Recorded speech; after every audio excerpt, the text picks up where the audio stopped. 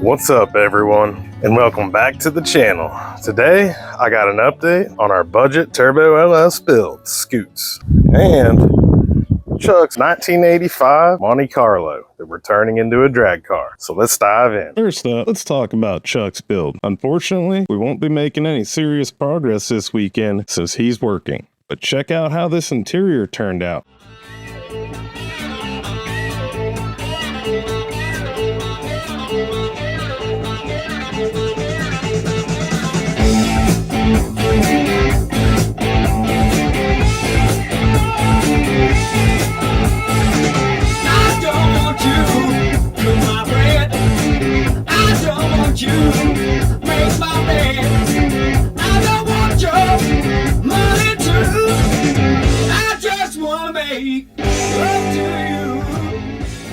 Not only did Chuck get the interior back in this car, but he also repaired some of those rust spots around the windshield. Them holes you did nice, they're gone. Yeah, man.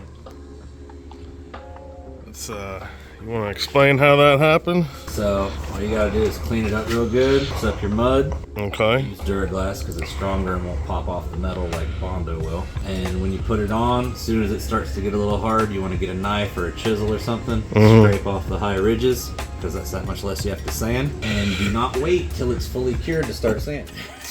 Oh God, it'll take a lot longer, I take it. As soon as it starts to set up, start bringing her down to level. So this here was kind of like a saving lifesaver, or yeah? Sweet, man. It's like You ever dealt with any mud or any Duraglass or anything like that? Yeah. You just mix on your mixing board, and then when it's all done, you just peel it off, and then you have a fresh mixing board afterwards. That is Instead of having nice. to clean that junk. This is literally just a big notepad. Yeah, that's it. How much was that? I would say it was like 20 or 30 bucks on Amazon. But it looks like it'll last you quite a while. Very long time. Yeah, so definitely good little lifesaver there. Does that mean we get to start hogging on these layers? That means we get to start hogging on the layers, man. Okay, I'm excited for that, especially because now on the My Ride Scoots. We're still waiting on FTI to finish building our torque converter. We sent it back to get restalled and repaired because we smoked it. Now they told me it would be done this week, but they never got back to me. It's a little bit frustrating. That's kind of part of the game with all these companies. They just take their time and they're just busy. That's just how it is. Currently, my transmission is fully disassembled and in a bin in the garage.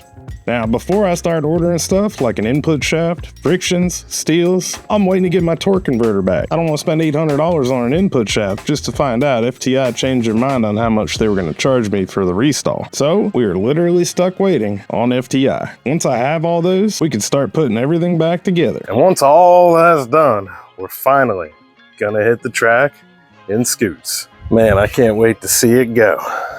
Speaking of see it go, we need to fire it up and get some of that EA85 flowing through the injectors. It's been about 2 weeks and I like to cycle it through. So let's see if she'll fire up.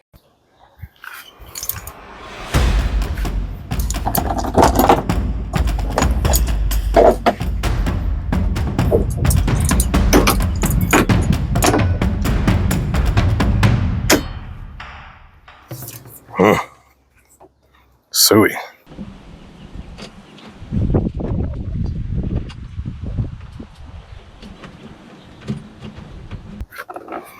Go ahead and pull the, got lights.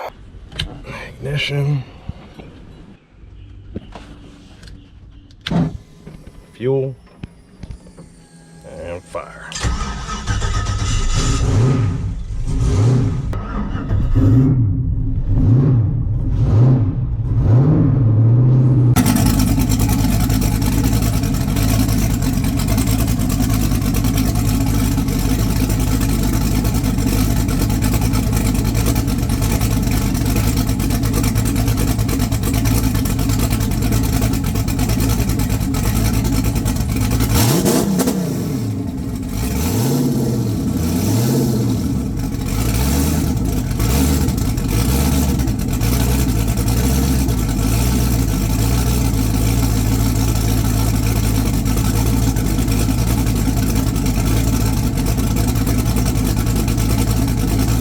Thanks for tuning in. Be sure to hit that like button and subscribe if you want to follow the builds. And leave a comment below.